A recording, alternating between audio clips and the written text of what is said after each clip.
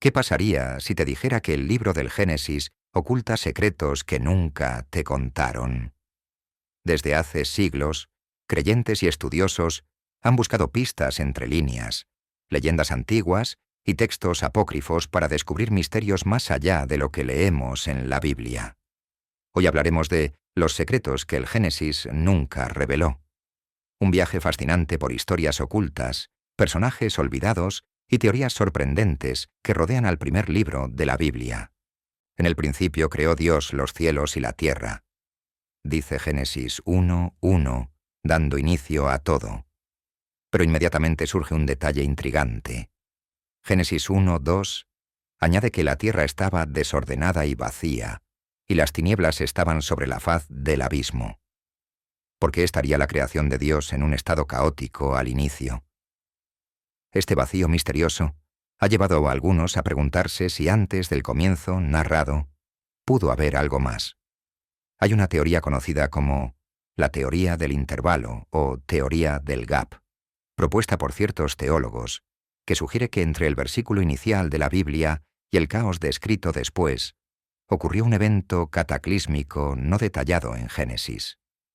Según esta idea, Dios habría creado una creación primigenia perfecta en el versículo primero, pero algo dramático sucedió, que dejó la tierra en ruinas, desordenada y vacía. Algunos especulan que este cataclismo pudo estar relacionado con la rebelión de Lucifer y la caída de Satanás con sus ángeles, eventos de los que la Biblia habla más adelante de forma velada. ¿Pudo una guerra espiritual en los cielos haber devastado una primera creación? Génesis no lo revela explícitamente, pero pasajes proféticos como Isaías, capítulo 14, o Ezequiel, capítulo 28, se interpretan a veces como descripciones simbólicas de la caída de un querubín exaltado. Estas interpretaciones llevan a pensar que tal vez la rebelión de Satanás ocurrió antes de la creación del ser humano, y que la tierra pudo haber quedado en tinieblas como resultado de ese juicio. Esta teoría del antes del principio no es doctrina establecida, es una especulación fascinante. Sin embargo, algunos la utilizan para reconciliar la narración bíblica con evidencias científicas de una tierra muy antigua. Según esta idea, Génesis estaría encubriendo, intencionalmente o no, la historia de una civilización o un orden creado anterior al hombre que fue destruido. Aunque la Biblia no entra en detalles, la sola posibilidad enciende la imaginación. ¿Existió una creación anterior con criaturas espirituales o incluso físicas que ya habitaban la tierra? De ser así, el comienzo de Adán y Eva sería en realidad un reinicio tras un largo intervalo desconocido. Lo cierto es que el texto sagrado guarda silencio sobre ese punto. Pero desde los primeros versos, Génesis nos hace entrever que hay más historia de la que se narra. Nos deja la escena lista para un nuevo comienzo, sin explicarnos qué provocó ese estado inicial de desorden. Y allí entra el juego de la curiosidad. Es natural preguntarse qué no se nos contó. Después de todo, en el principio, marca el inicio de nuestro relato, pero quizás no de toda la historia. Esto nos prepara para el siguiente misterio. Una vez establecida la creación, nos adentramos en el Edén, un lugar paradisíaco, que también guarda secretos celosamente ocultos. ¿Qué secretos escondía el jardín del Edén? Imaginemos el jardín del Edén, un paraíso de perfección donde Dios colocó al primer hombre y la primera mujer. Génesis describe aquel jardín con cierta brevedad, pero abundan las incógnitas. Por ejemplo, la Biblia menciona dos árboles especiales en medio del huerto, el árbol de la vida y el árbol del conocimiento del bien y del mal. ¿Qué aspecto tenían? ¿Por qué estaban allí exactamente? Génesis nunca revela la naturaleza profunda de estos árboles. Sabemos que comer del fruto prohibido trajo la caída, pero el texto no dice qué fruto era. Popularmente se habla de una manzana, pero eso es un detalle legendario, no bíblico. Algunos piensan que pudo ser un higo, una granada o simplemente un símbolo. Pero la realidad es que la especie de ese fruto sigue siendo un secreto de Génesis. Más allá del fruto está la enigmática figura de la serpiente. Génesis capítulo 3 la presenta como: la serpiente era astuta, más que todos los animales del campo, capaz de hablar y tentar a Eva. ¿Era simplemente un animal parlante? La mayor parte de la tradición judeocristiana interpreta que esta serpiente era Satanás usando la forma de un reptil para engañar. Sin embargo, el libro de Génesis nunca dice directamente Satanás en esa escena. Es recién en libros posteriores de la Biblia donde se asocia a la antigua serpiente con el diablo. En el Nuevo Testamento, por ejemplo, se menciona la serpiente antigua, que se llama Diablo y Satanás. Apocalipsis 12, 9, lo que nos confirma esa conexión. Pero en la narrativa del Edén, el autor de Génesis mantiene un aura de misterio. ¿Cómo podía un animal hablar con los humanos? Aquí es donde entra un dato curioso proveniente de un texto antiguo no canónico, el libro de los Jubileos. Este libro, escrito por judíos hace más de 2000 años y a veces llamado el Génesis pequeñito, rellena muchos vacíos de Génesis con interpretaciones y tradiciones. Jubileos afirma que originalmente todos los animales podían comunicarse con Adán y Eva en el Edén.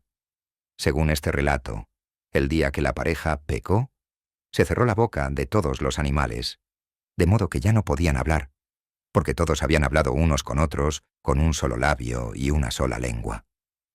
Imagina por un momento ese Edén donde Adán conversaba amigablemente con los animales. Sería como esas escenas de cuentos donde la creación entera se entiende.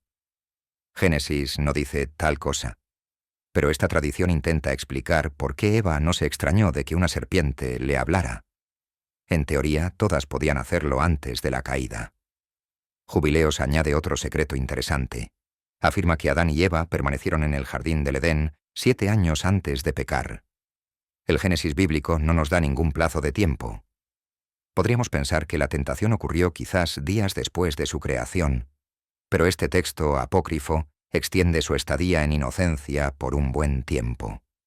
También detalla que Adán fue creado fuera del jardín y llevado allí 40 días después.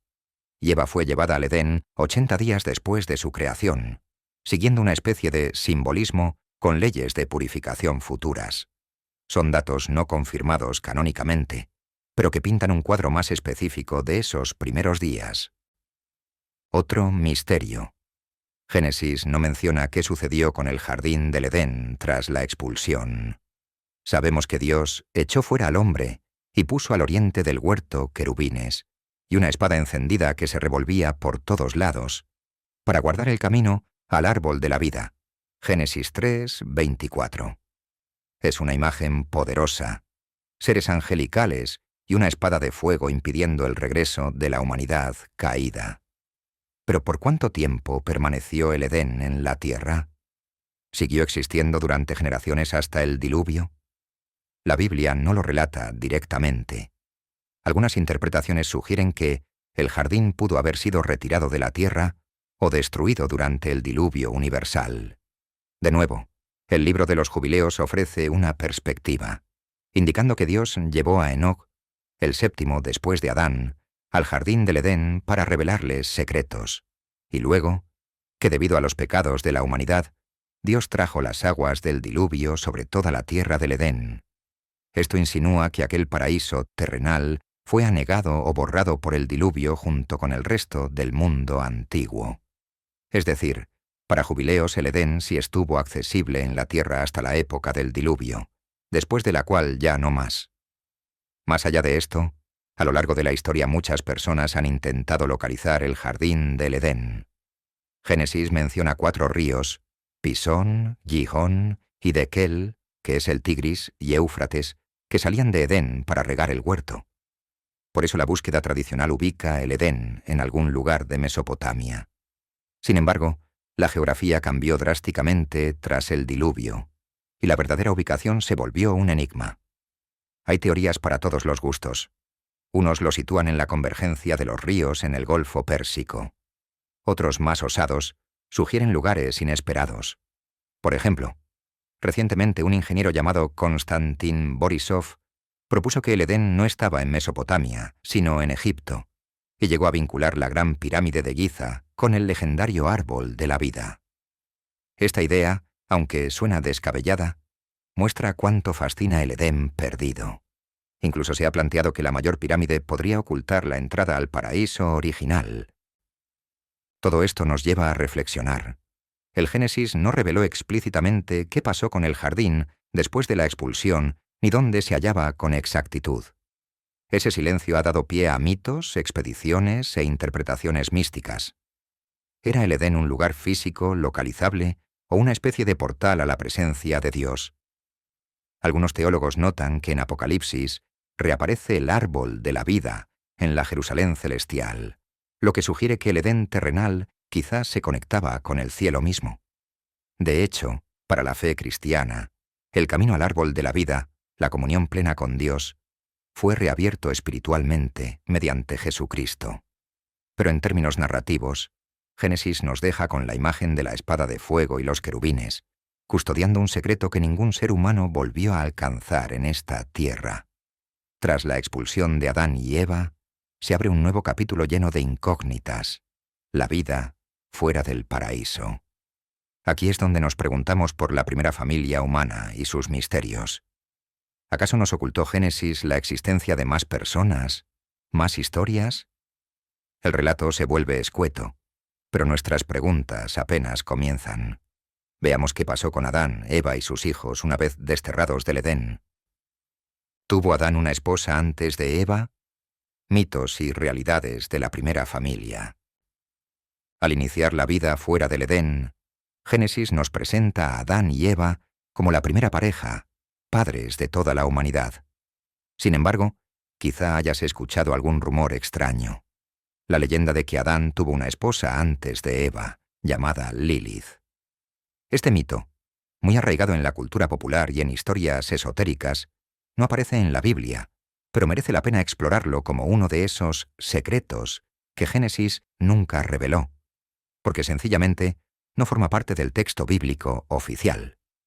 Según la leyenda, Lilith habría sido creada al mismo tiempo que Adán, como su primera mujer, pero era de carácter indómito e independiente. Se rebeló contra Adán y abandonó el Edén, tras lo cual Dios creó a Eva de la costilla de Adán como una compañera más sumisa. ¿De dónde salió esta extraña historia? La idea de Lilith como primera esposa de Adán proviene de tradiciones rabínicas tardías, alrededor del siglo VII después de Cristo, basadas en mitos mesopotámicos. En antiguas leyendas babilónicas existía un demonio femenino de la noche llamado Lilitu, o Lilith, asociado a tormentas, enfermedades y a la muerte de bebés. Los rabinos medievales tomaron ese personaje folclórico y lo enlazaron creativamente con la narración de Génesis. Notaron que Génesis 1:27 dice: «Creó Dios al hombre a su imagen, varón y hembra los creó», mientras que en el capítulo 2 se detalla la creación de Eva a partir de Adán. Para reconciliar ambos pasajes, algunos midrashim sugirieron que la mención de hembra en Génesis, uno se refería a una primera mujer distinta de Eva, y así nació el cuento de Lilith. Pero insistimos, no es historia bíblica, sino mito. De hecho, la mención auténtica de Lilith en la Biblia está solo en Isaías 34:14, donde muchas traducciones ni siquiera lo ponen como nombre propio, sino como criatura de la noche o lechuza. Es decir, Lilith es en realidad un personaje de leyendas extrabíblicas que con el tiempo se coló en la cultura popular. Génesis nunca la menciona. Así que, si alguna vez oíste que hubo otra mujer antes que Eva, ya sabes que es un secreto falso, un añadido posterior nacido de la imaginación y el folclore, no de las escrituras. Pasando de las leyendas a lo que sí cuenta la Biblia, encontramos todavía interrogantes genuinas. Adán y Eva tienen dos hijos famosos, Caín y Abel. Luego Caín comete el primer homicidio de la historia al matar a su hermano Abel, y es maldecido y desterrado. Aquí surge un enigma clásico que muchos se han planteado. Cuando Dios castiga a Caín, éste teme que cualquiera que me halle me matará. ¿Quién iba a hallarlo si en teoría solo existía su familia inmediata? Además, se nos dice que Caín se fue a vivir a la tierra de Nod, al oriente de Edén, y que allí conoció a su mujer, es decir, tuvo relaciones con su esposa, y engendró un hijo, Enoc, edificando luego una ciudad. Génesis 4, del 16 al 17. Un momento. ¿Esposa? ¿Ciudad? ¿De dónde salieron más personas para poblar una ciudad? Génesis no da muchos detalles, pero en el capítulo 5 esclarece parte del misterio. Adán y Eva tuvieron más hijos aparte de Caín, Abel y el tercer hijo nombrado Set. En específico, después de nacer Set, dice la Escritura que Adán engendró hijos e hijas. Génesis 5, 4. Es decir, la primera pareja tuvo mucha descendencia a lo largo de sus cientos de años de vida. Por lo tanto, la esposa de Caín habría sido, lógicamente, una de sus hermanas, o quizás una sobrina, en caso de que hubiera generaciones posteriores.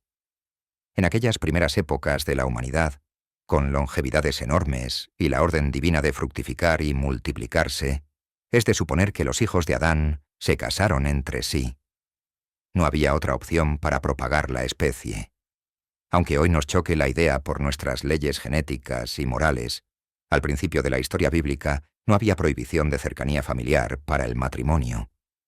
Estas restricciones llegarían mucho más tarde, en tiempos de Moisés. Sin embargo, el texto bíblico no nos menciona nombres de mujeres en estos primeros capítulos, aparte de Eva. Es aquí donde nuevamente los textos apócrifos y la tradición intentaron rellenar los huecos. El libro de los Jubileos proporciona nombres para la esposa de Caín y la de Set. Según Jubileos, Caín se casó con su hermana llamada Awan, a la cual le nació su hijo Enoc. Y Set, a su vez, tomó por mujer a otra hermana llamada Azura.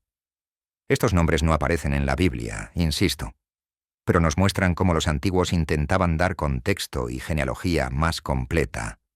Jubileos incluso afirma que Adán y Eva tuvieron 9 hijos varones más aparte de los ya mencionados, lo cual imaginaría una familia enorme poblando la tierra en la segunda y tercera generación de humanos. De ser cierto o no, cuando Génesis narra que Caín edificó una ciudad, podría referirse simplemente a un pequeño asentamiento fortificado para su clan creciente. No imaginemos una metrópolis moderna, sino más bien un poblado incipiente formado por sus propios descendientes a lo largo de los años. Otro misterio sin resolver del Génesis es la famosa señal de Caín. Después de su crimen, Dios pone señal en Caín para que no lo matase cualquiera que le hallare. Génesis 4, 15. ¿En qué consistía esa señal? ¿Una marca visible en su frente? ¿Algún tipo de protección sobrenatural que infundía temor a quien quisiera atacarlo? Se han propuesto muchas ideas. Hay quien pensó que pudo ser un distintivo físico, una marca corporal, un cambio en su apariencia. Otros incluso sugirieron que Dios le dio a Caín un perro como guardián. Esto aparece en algunas leyendas judías, pero la realidad es que Génesis no lo explica. Es un detalle dejado a la imaginación. Sabemos por qué existía, proteger a Caín de la venganza, pero no qué era exactamente. Y así, Caín desaparece del relato bíblico tras fundar su ciudad y engendrar descendientes, dejándonos con más preguntas que respuestas. A medida que avanzamos por estas primeras páginas de la Biblia, se pinta el cuadro de una humanidad que crece y se multiplica, pero también de una humanidad caída, cuyos actos van de mal en peor. La violencia inaugurada por Caín se expande. Génesis capítulo 6 nos anticipa que la maldad de los hombres llegó a su colmo, desencadenando el juicio del diluvio. Pero antes de llegar al diluvio, el texto menciona una de las partes más misteriosas de toda la Escritura: la historia de unos seres llamados los hijos de Dios, que tuvieron hijos con las hijas de los hombres, dando lugar a gigantes. Aquí es donde el Génesis parece rozar el mito, o quizá revelar un secreto inquietante. ¿De qué se trató todo eso? Veámoslo a continuación, porque este sí que es un secreto que Génesis apenas menciona y jamás explica abiertamente. ¿Quiénes eran los hijos de Dios que engendraron gigantes? Llegamos a uno de los pasajes más enigmáticos de la Biblia. En Génesis 6, 4 leemos: «Había gigantes en la tierra en aquellos días, y también después que se llegaron los hijos de Dios a las hijas de los hombres, y les engendraron hijos. Estos fueron los valientes que desde la antigüedad fueron varones de renombre. Un versículo sorprendente, ¿no es así? De pronto, el texto sagrado nos habla de gigantes. La palabra hebrea es nefilim, y de unos hijos de Dios, uniéndose con mujeres humanas. ¿Qué significa esto exactamente? Génesis no da más detalles en ese punto. Simplemente lo menciona antes de relatar que Dios decidió enviar el diluvio ante tanta corrupción. Este brevísimo relato ha dado pie a multitud de interpretaciones y tradiciones para intentar descifrar el secreto. La interpretación más literal y antigua, sostenida por muchos judíos en la época anterior a Cristo y también por algunos padres de la Iglesia primitiva, es que la expresión hijos de Dios se refiere a ángeles caídos, seres celestiales que dejaron su posición y vinieron a corromperse con las mujeres humanas. Es decir, que hubo una incursión de ángeles rebeldes en el mundo material, resultando en híbridos mitad ángeles, mitad humanos, los nefilim, gigantes de enorme estatura y fuerza. Esta interpretación convierte aquel tiempo antediluviano en una era casi de mitología, con titanes caminando entre los hombres. ¿Suena increíble? Pues bien, aunque Génesis no profundiza, hay textos apócrifos que sí lo hacen. El más famoso es el libro de Enoc, un escrito judío antiguo, no incluido en la Biblia, que dedica capítulos enteros a narrar cómo un grupo de 200 ángeles llamados vigilantes, o watchers en inglés, descendieron al monte Hermón, tomaron esposas humanas, engendraron gigantes y enseñaron a la humanidad todo tipo de artes prohibidas y maldades. Según Enoc, esos gigantes, que alcanzaban estaturas descomunales, devastaron la tierra con violencia y canibalismo, y por eso Dios envió el diluvio, para limpiar semejante aberración. El libro de los Jubileos también recoge una versión de esta historia. Jubileos dice que en los días de Yared, padre de Enoc, los ángeles del Señor descendieron a la tierra, los que se llaman vigilantes, para instruir a los humanos. Al principio su misión era buena, enseñar justicia, pero luego esos ángeles se corrompieron, se contaminaron al unirse con las mujeres. Este relato concuerda con la idea de que los hijos de Dios, en Génesis, eran efectivamente seres angelicales. Por otro lado, existe una interpretación más terrenal dentro del pensamiento judío y cristiano. Algunos comentaristas sugieren que los hijos de Dios eran en realidad los descendientes piadosos de Set, el hijo de Adán que continuó la línea fiel a Dios, mientras que las hijas de los hombres serían las mujeres de la línea de Caín, la línea impía. Así, hijos de Dios se entendería como humanos varones devotos que al mezclarse con mujeres impías engendraron una generación particularmente violenta y gigantesca en maldad. Esta interpretación surgió porque a algunos les resultaba demasiado extraño pensar en ángeles teniendo hijos físicos. Sin embargo, deja sin explicar por qué entonces les llamaría gigantes de renombre, o qué tiene de especial esa unión. Por eso, la hipótesis angelical ha persistido con tanta fuerza en la imaginación popular. ¿Qué evidencias han buscado algunos para apoyar la idea de los gigantes literales? Por un lado, más adelante en la Biblia, tras el diluvio, se vuelve a hablar de gigantes. Por ejemplo, los anaquitas o refaitas en Canaán, de los cuales Goliat es descendiente. El texto de Génesis 6:4 decía, y también después de aquellos días, lo que se ha entendido como que volvió a haber Nefilim tras el diluvio. ¿Cómo sería posible?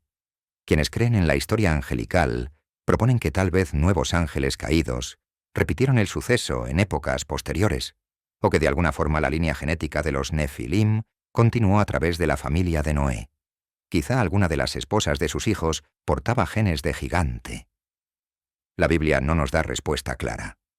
Pero cuando los israelitas, mucho después, ven a los gigantes en la tierra prometida, se asustan y dicen, éramos a su parecer como langostas. Números 13:33. Ahí mismo se menciona la palabra Nefilim, de nuevo. Esto crea una especie de hilo de misterio que conecta con los antiguos tiempos de Génesis. Además, fuera de la Biblia, han circulado infinidad de rumores sobre hallazgos de huesos gigantes o esqueletos enormes, supuesta evidencia física de que esos gigantes bíblicos existieron. En Internet y en tabloides se han visto fotos, muchas de ellas fraudes digitales, de excavaciones con fémures gigantescos.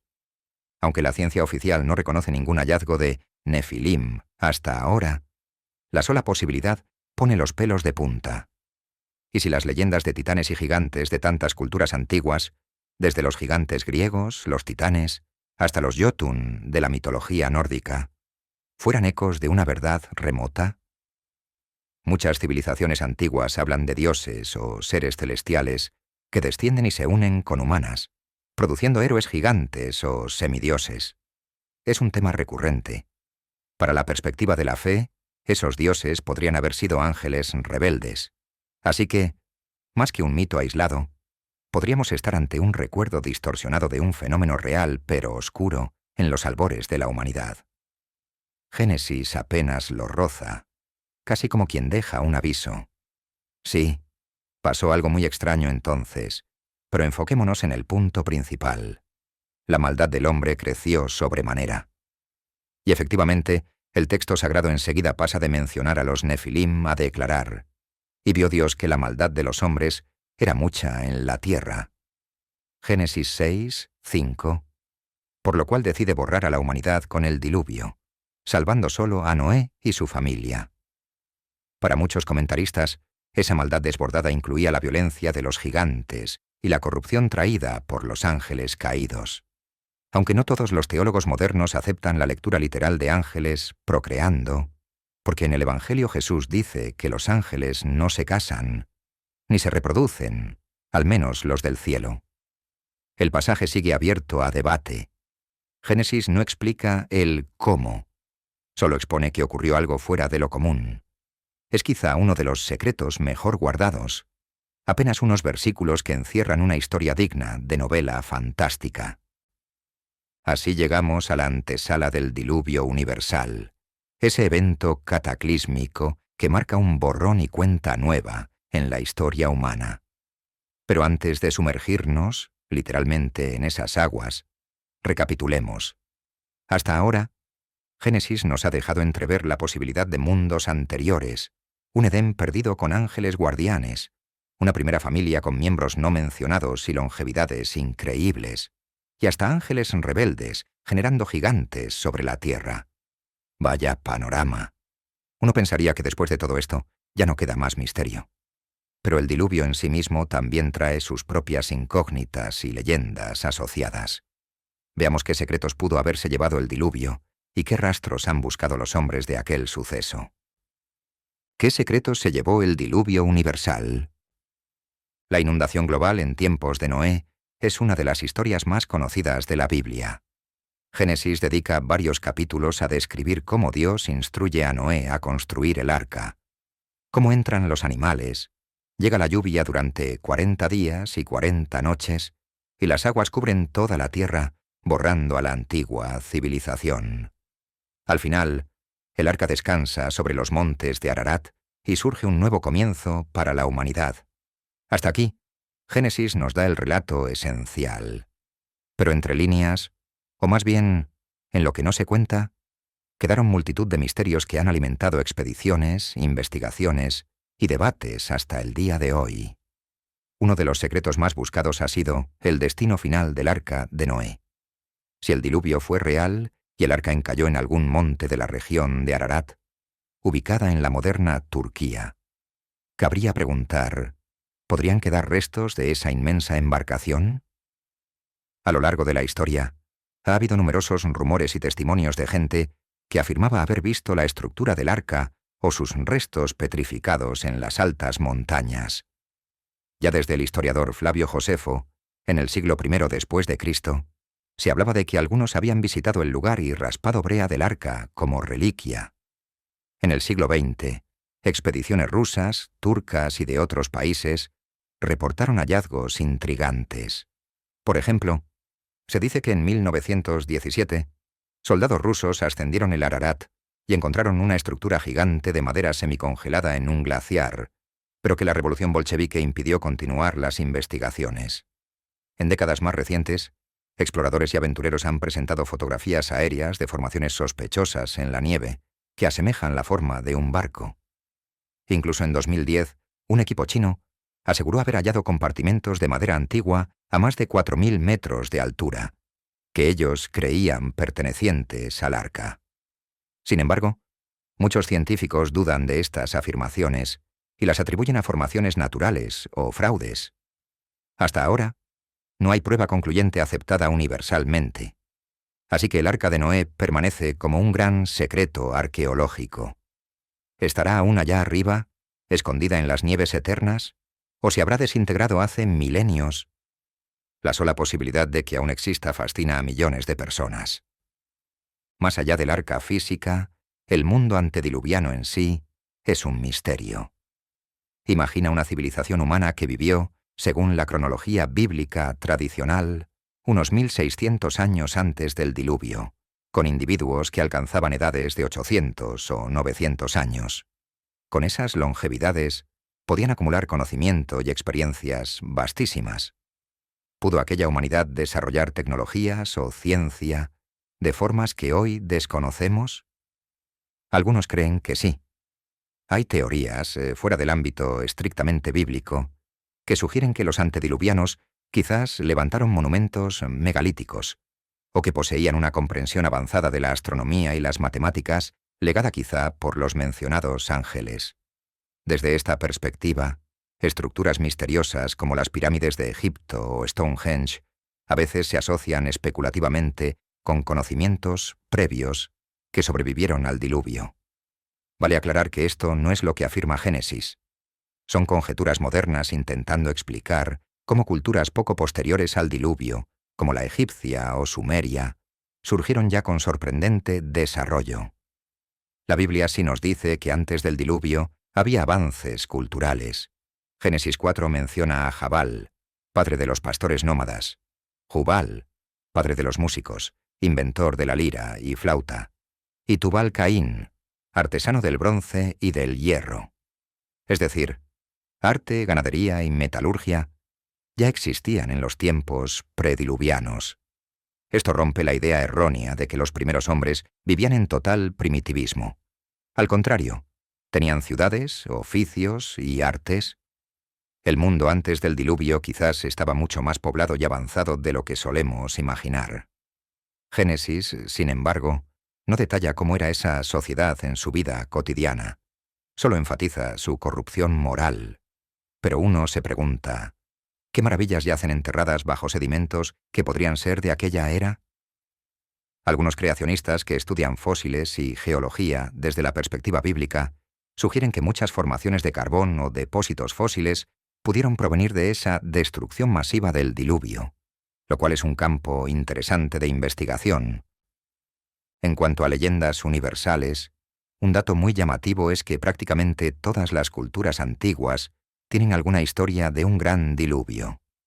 Desde Mesopotamia, con la epopeya de Gilgamesh y la historia del héroe Utnapishtim, pasando por relatos de los nativos americanos hasta leyendas en India, China y el Pacífico, hay narraciones de una inundación gigantesca de la que solo unos pocos humanos se salvaron en una embarcación o en la cima de una montaña.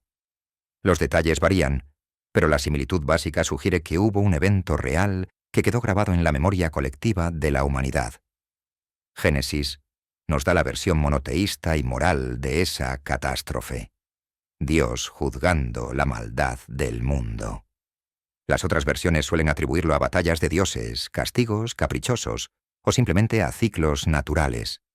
Pero el hecho de que tantas hablen de ello confirma, al menos para los que creen, que el diluvio no es un cuento aislado. Ahora bien, ¿qué secretos se llevó? Quizá todos. Era literalmente el fin del mundo antiguo. Todo quedó sepultado bajo el barro y el agua. Ciudades, obras, escritos, culturas antediluvianas enteras desaparecieron sin dejar rastro claro, excepto tal vez en forma de mito y de algunos vestigios geológicos. Cuando las aguas bajaron, Noé y su familia emergieron a un mundo limpio pero desconocido. Imagínalos, soleando al pie del Ararat, rodeados de las parejas de animales, con la responsabilidad de recomenzar la civilización. El Génesis nos cuenta que lo primero que hizo Noé fue adorar a Dios con sacrificios de gratitud, y Dios prometió no volver a destruir la tierra con agua, sellándolo con el arco iris como señal de esa alianza. Génesis 9, 13. Pero en ese nuevo comienzo también quedaban misterios. El recuerdo de los gigantes, de los ángeles caídos, de una antigua gloria y caos que ya no existirían más. Uno se pregunta si Noé y sus hijos contaron esas historias a sus descendientes, alrededor del fuego por las noches, y como con el tiempo, se mezclaron en los mitos de cada pueblo. El diluvio, entonces, marca una divisoria de aguas, literal y figuradamente, en la saga de los secretos del Génesis. Antes del diluvio tenemos al Edén, la caída, los Nefilim, etc. Después del diluvio, la humanidad inicia un nuevo capítulo. Todos descienden de Noé. Y aquí pronto encontramos otro evento enigmático: la construcción de la Torre de Babel. A diferencia de los relatos anteriores, la Torre de Babel ocupa solo unos pocos versículos en Génesis 11, pero lo que insinúa también ha dado mucho que hablar. Nos internamos ahora en la llanura de Sinar, donde la humanidad unida intentó algo audaz que Dios mismo frustró. ¿Qué tenía de especial aquella torre? ¿Realmente pretendían alcanzar el cielo con ella? ¿O hay algo más detrás de escena? Vamos a investigarlo, porque la Torre de Babel esconde secretos arquitectónicos y quizás espirituales muy interesantes. ¿La Torre de Babel fue un portal hacia los cielos? Después del diluvio, los descendientes de Noé volvieron a multiplicarse y a unirse en un solo pueblo con una sola lengua. Génesis 11 nos cuenta que estas personas se establecieron en la llanura de Sinar, Mesopotamia, y decidieron un gran proyecto colectivo. Vamos, edifiquémonos una ciudad y una torre, cuya cúspide llegue al cielo, y hagámonos un nombre. Génesis 11:4. Esa es la famosa Torre de Babel. A primera vista parece la simple historia de la arrogancia humana buscando fama y posiblemente tratar de entrar al cielo por sus propios medios. Dios interviene confundiéndoles el idioma y así detiene la construcción, dispersándolos por toda la tierra. Eso es lo que el texto bíblico nos da en resumen. Pero ¿qué más podemos descubrir sobre este episodio? Para empezar, vale aclarar que la Torre de Babel muy probablemente fue un zigurat de la antigüedad. Un zigurat era una construcción piramidal escalonada, típica de Mesopotamia, como la famosa Etemenanki de Babilonia. Estas torres templo eran dedicadas a dioses y literalmente se concebían como puntos de encuentro entre el cielo y la tierra.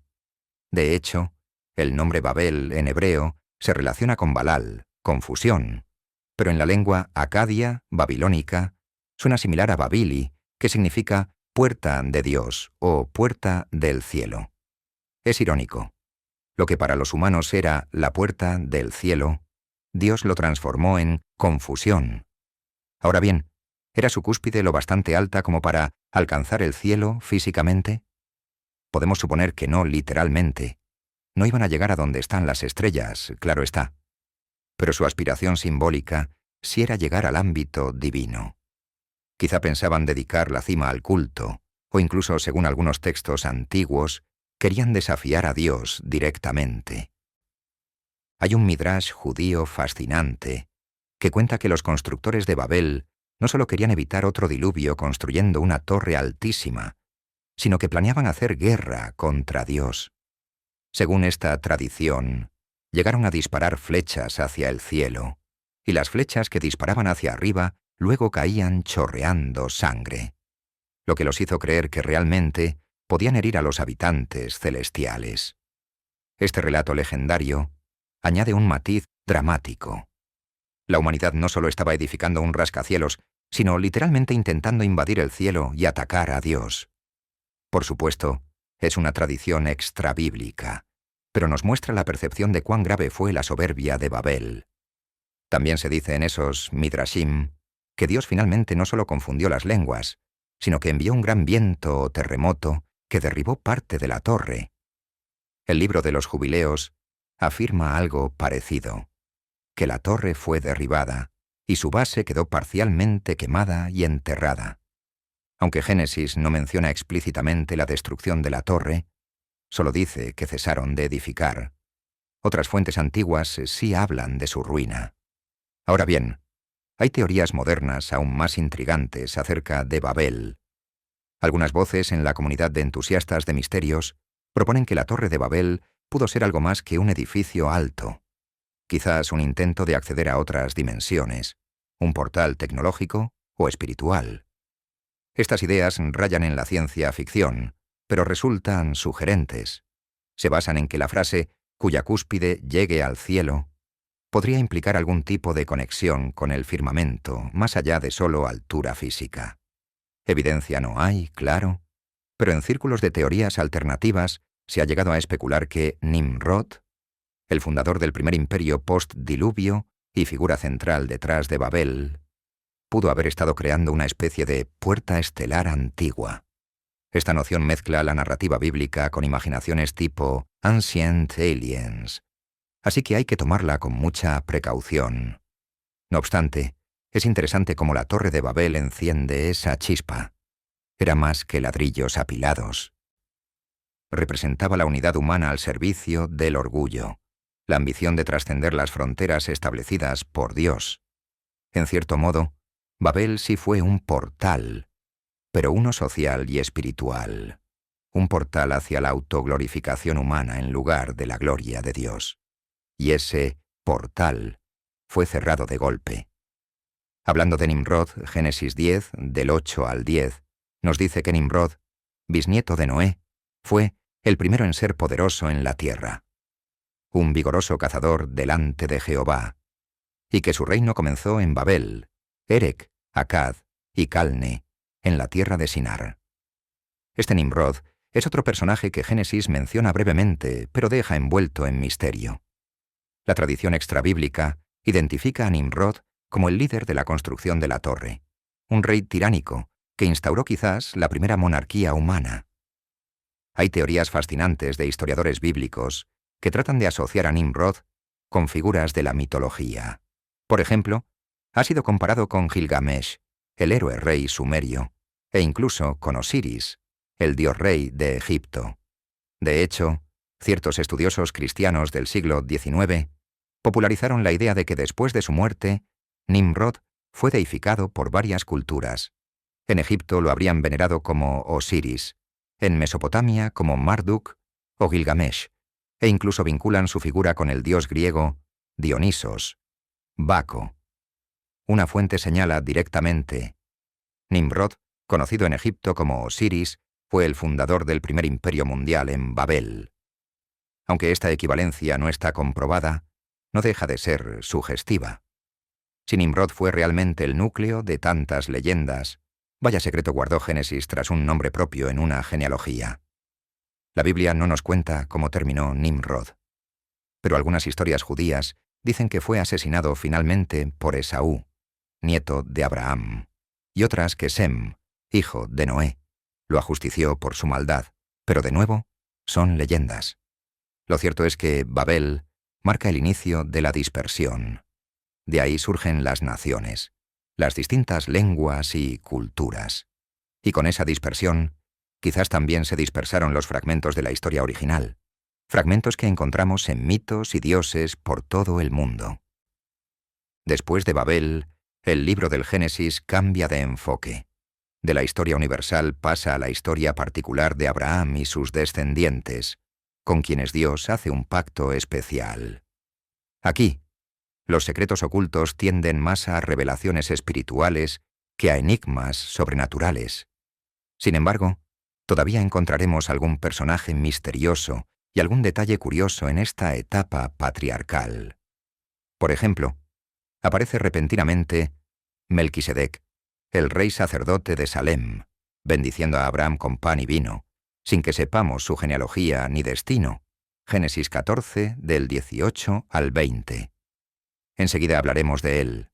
También están los sueños simbólicos, las promesas en clave, como las que Dios hace a Abraham sobre sus descendientes y una tierra prometida. y el extraño episodio de la esposa de Lot, convertida en estatua de sal. Pero antes de concluir nuestro viaje, veamos un par de estos mensajes escondidos y personajes misteriosos que aún nos reserva Génesis, para no dejar ningún cabo suelto en nuestra exploración. Aunque la mayor parte de los secretos de Génesis que hemos comentado son relatos externos o preguntas abiertas, cabe mencionar que incluso dentro del texto bíblico hay sorpresas que muchos lectores casuales desconocen. Por ejemplo, ¿sabías que en la genealogía de Génesis, capítulo 5, de Adán hasta Noé, podría esconderse un mensaje profético? Varios estudiosos notaron que los nombres hebreos de esos 10 patriarcas tienen significados particulares, y al ponerlos en secuencia forman una frase coherente. Veámoslo brevemente. Adán significa hombre, Set significa puesto o designado, Enos mortal o hombre frágil, Cainán Kenán se ha traducido como aflicción o tristeza, Mahalalel significa Dios bendito o alabanza a Dios, Yered en Yared significa descenderá, Enoc significa iniciado o enseñanza. Matusalén es muy interesante. Se interpreta comúnmente como su muerte traerá.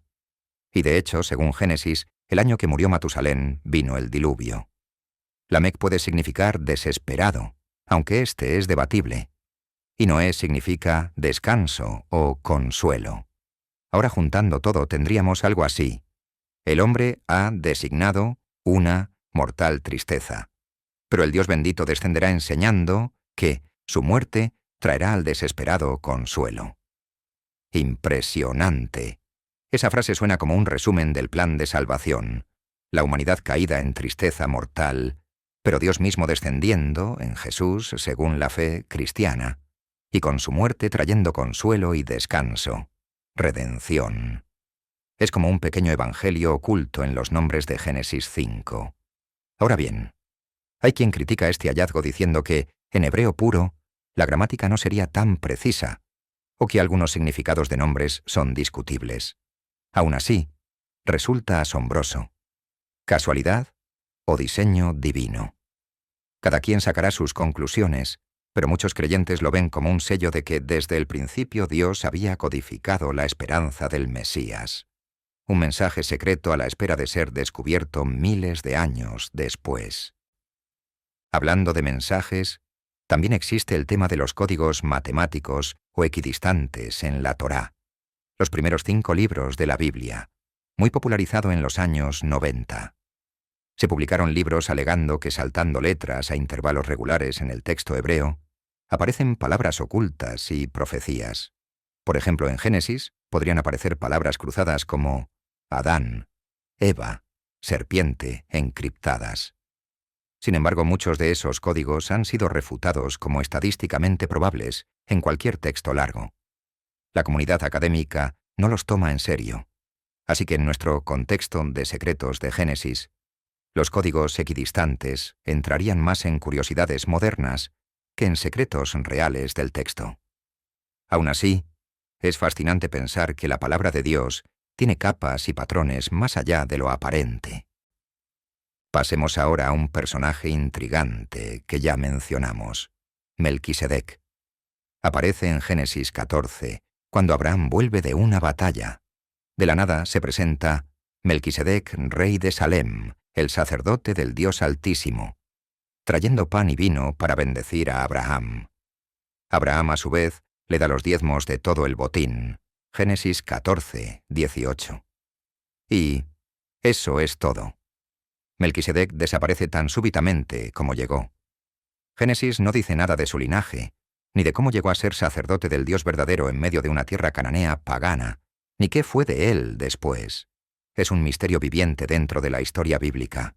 Tanto así que más de 1000 años después, el rey David, en el Salmo 110, menciona al futuro Mesías como sacerdote para siempre según el orden de Melquisedec.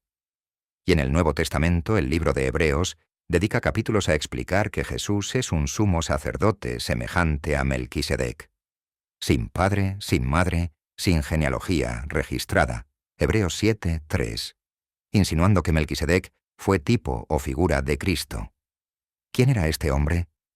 Algunos han conjeturado que podría haber sido Shem, el hijo de Noé, todavía vivo y reinando en Salem, que luego sería Jerusalén, pues cronológicamente Shem vivió lo suficiente para ser contemporáneo de Abraham, según las genealogías. Es una idea interesante. Shem habría transmitido la adoración al Dios Altísimo y Melquisedec sería un título. Aunque la Biblia no lo afirma, es una teoría. Otros han llegado a sugerir que Melquisedec era una aparición preencarnada de Cristo mismo, una teofanía, dado que actúa como sacerdote de Dios y recibe diezmos, etc. Esta idea es más teológica y no es compartida universalmente, pero muestra lo especial que es Melquisedec. En cualquier caso, Génesis nunca nos reveló explícitamente su identidad ni su origen. Nos deja solo con la impresión de que incluso entre las naciones había gente que conocía al verdadero Dios, llamado el Elión, Dios Altísimo, aparte de la familia de Abraham. Un secreto alentador. Dios tenía siervos más allá de lo que abarca el relato principal. Finalmente, vale la pena recordar cómo Génesis está tejido de simbolismos que quizás sus primeros lectores entendían, pero que a nosotros se nos escapan a veces. Por ejemplo, toda la historia de José, Génesis del 37 al 50, tiene paralelos notables con la vida de Jesús, el hijo amado de su padre, vendido por sus hermanos, dado por muerto pero luego exaltado como Salvador. José termina salvando a sus hermanos del hambre. ¿Coincidencia o un mensaje tipológico oculto? Los cristianos ven allí la sombra de Cristo. Otro símbolo sutil. Cuando Adán y Eva pecan, intentan cubrir su desnudez con hojas de higuera, pero Dios les hace túnicas de pieles, lo cual implica el primer sacrificio animal para cubrir la vergüenza humana. Génesis no lo explica con doctrinas, pero es un guiño a cómo solo a través de derramamiento de sangre, un sacrificio provisto por Dios, el pecado puede ser cubierto, anticipando los sacrificios del templo y, en última instancia, el sacrificio de Cristo. Así, más que secretos conspirativos, estos son secretos espirituales, verdades profundas escondidas en historias sencillas. Hemos recorrido muchos vericuetos del Génesis, entre textos bíblicos y escritos antiguos, entre suposiciones plausibles y mitos descartables. Llegados a este punto, podríamos preguntarnos, ¿por qué importan estos secretos y misterios? Al fin y al cabo, el objetivo principal del Génesis no era saciar nuestra curiosidad histórica, sino enseñarnos verdades teológicas, la creación por un Dios único, la dignidad y caída del hombre, la gravedad del pecado, la fidelidad de Dios al preservar un linaje de fe. Tal vez Dios, en su sabiduría, decidió no contarnos todo. Dejó incógnitas que nos impulsan a investigar, a debatir y, sobre todo, a reconocer nuestra limitación. Como dice un antiguo proverbio bíblico, gloria de Dios es encubrir un asunto, pero honra del rey es escudriñarlo. Proverbios 25, 2. Es decir, Dios a veces oculta misterios para que nosotros, sus criaturas, ejerzamos el noble arte de buscar la verdad. Cada secreto del Génesis que exploramos nos lleva a asombrarnos de la riqueza de este libro milenario. El Génesis, más que un simple relato antiguo, es como un cofre lleno de tesoros, algunos a la vista y otros escondidos bajo la superficie.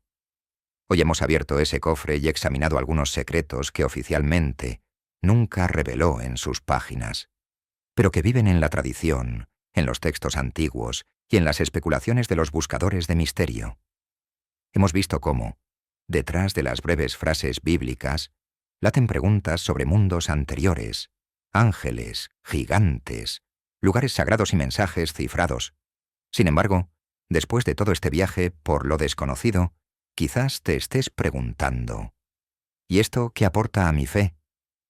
En primer lugar, debería aportarnos humildad y asombro.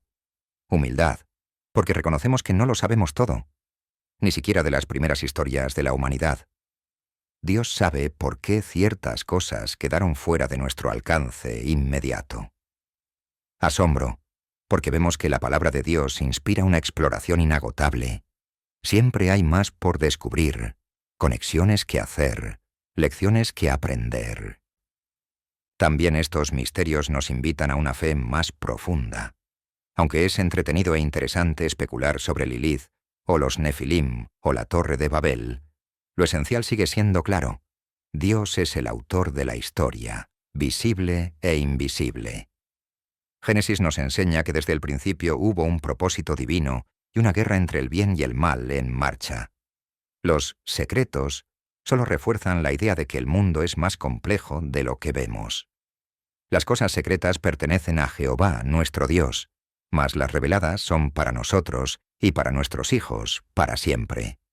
Deuteronomio 29:29. Dice la Escritura: no conoceremos todas las respuestas en esta vida, pero sí sabemos lo que necesitamos para vivir, que Dios creó al hombre por amor, que el pecado nos separó, pero que desde Génesis Dios prometió redención, esa simiente de la mujer que aplastaría a la serpiente. En última instancia, Jesucristo es la respuesta a los anhelos más profundos que Génesis despierta. Él es el verdadero árbol de la vida, el arca de salvación, el descendiente prometido. Te dejo con una reflexión final.